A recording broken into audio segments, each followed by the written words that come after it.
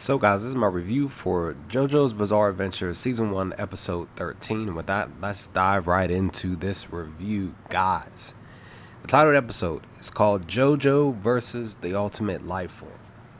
Now, I find it very interesting that here in this episode, they're still, like, I'm still calling them Pillar Man, but they're literally just like running with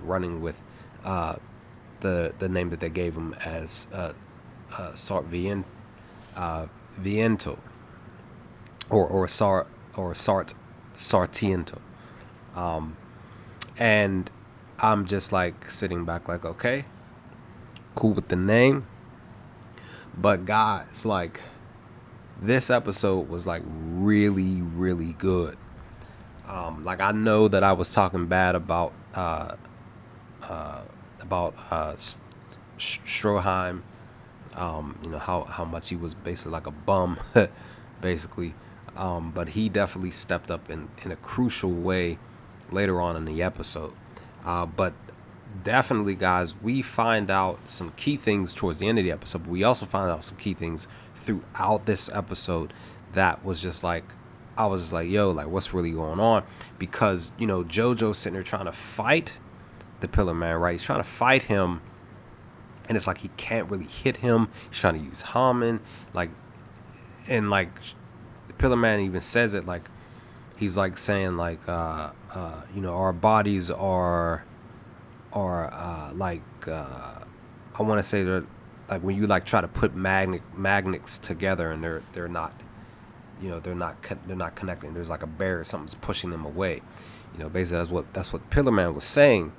And even Speedwagon was telling JoJo, like, your Hamen is working, but it's like working and pushing you both away from each other.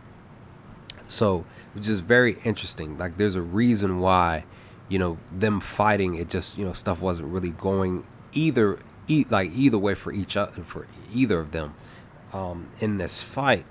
But at the same time, I was like, that's the thing, like, at the same time I was trying to my best to, in my mind, I'm like thinking like Stroheim needs to step up, because Speedwagon is definitely not he's not able to help in any way. He's just more so just like a cheerleader, basically trying to root and encourage JoJo during this entire fight.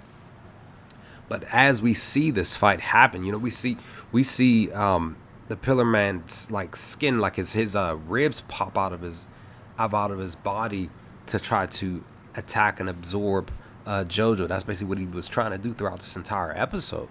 And JoJo was using Hamen to block it, and like literally, but he was still getting sort of kind of hurt. And of course, he was trying to, like, again, absorb him even more so physically again later in the episode. But like I said, guys, this episode just blew me away, just like how great it was. Like, the fights, the dialogue between the characters. We see that the Pillar Man, he's talking more fluently. He's you could tell that he's from a century where, he's not from this time zone, this timeline. Basically, he's from a different timeline. He's calling JoJo and them primitive. So it's just one of these things, guys, that during this episode I was just like, man, like this the writing here in this episode is really, really great.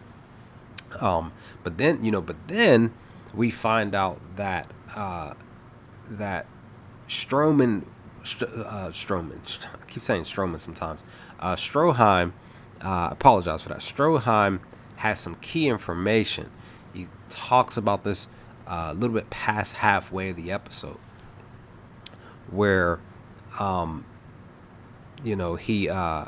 he says, like, he tells JoJo about a weakness, where he was talking about how the Pillar Man is weak to the sun, which is kind of interesting in itself. I'm wondering how are they weak, like how are their bodies weak and stuff like that. Kind of curious about that. But Something else that I got to talk about with that later on in this video, but that, you know, he has this information. He tells JoJo, like, you know, he's weak to the sun. That's what we found out, and he's using the power of the mask to block out the sun or something like that that he was saying. And I'm like, okay, that's, you know, I can understand where that's coming from, as far as, like, at least I understand sort of why they don't like the sun, because the mask and the vampire stuff. But he, from my perspective, from where I sit, he doesn't seem to be a vampire. That's just what that doesn't seem to be the case. Like, he's not vampire-ish, but he's still, like, from what Stroheim was saying, like, he still takes on something from the vampire, like their weakness, at least because of the sun. So that sort of kind of answered my question, but not fully, right? But, you know, when we move forward with the episode, it gets even more crazier, because of the fact that once JoJo gets to the stairs to take them outside, and like even like how JoJo, he thought a quick way to be able to, I'm getting a little animated, you can't see it, but my arms are going flailing basically. But as I'm trying to explain, it's like he like JoJo took a chance. Basically, he allowed the Pillar Man to attack him and get him close, because he grabbed him and looked to absorb him. And he was saying, like, I had noticed that I couldn't, you know, my Hamen wasn't working any other way. So because he's absorbed me now, part of me, I'm going to use Hamen this way. And he does, and he splits the Pillar Man's body in half. That was a smart move, a dope move. I really love that part of the episode 13 here. But then, like I said, you know, the Pillar Man's not done. He's still trying to figure out how to still absorb people and win this fight. And again, JoJo gets him to the stairs, and the other half of his body, while the bits and pieces of his body are trying to reattach themselves. You know, we get this crazy moment on the stairs. The Pillar Man's trying to absorb JoJo some more, stopping him from getting to the door that leads outside to the sun. But Stroheim finally stepped up. He gave my respect for being courageous here. He goes to try to get to the door, but the Pillar Man gets to his leg, and then that's when he like yells at that. He has this long dialogue between JoJo and him, talking about, grab that axe that's next to the wall and slice my leg off, which JoJo does. But then, you know, we see that once again, the Pillar Man uses his body to be rubbery and stuff, because that's right. JoJo tried to use a knife on him, and the knife went through his skin, but it was like rubbery and stuff. Like his skin was rubbery. But we see that Pillar Man was so smart that once Stroheim was able to actually open the door, and we seen that his body started to turn into stone again, basically, that he becomes rubber again to jump inside the cut off limb of Stroheim, and the part of his leg that's still attached to his body goes inside his leg, and like he's trying to take over his body, and they're outside of, and he's like, he even says it like, my leg feels normal. It actually feels kind of good. The way that he's inside my leg is just like, it's okay. And I'm just like, dude, like that's no, that's not okay at all, right? So Stroheim basically went out like a soldier. He grabs that bomb, that pipe bomb, basically. And he's just explaining. And then that's like I said, he was holding stuff back. That's when he tells JoJo, like, yeah, this isn't the only Pillar Man. There's other Pillar Men out there. We've been searching for them. Blah blah blah. And you got to find them and try to stop them. And if the sun isn't the only weakness, you have to. It might be a lost cause or whatever. But he tells JoJo, like, yeah, you got to go to Rome. There's somebody waiting for you in Rome. He says to JoJo, this meeting was supposed to happen. That it was like destiny from 50 years ago, basically from his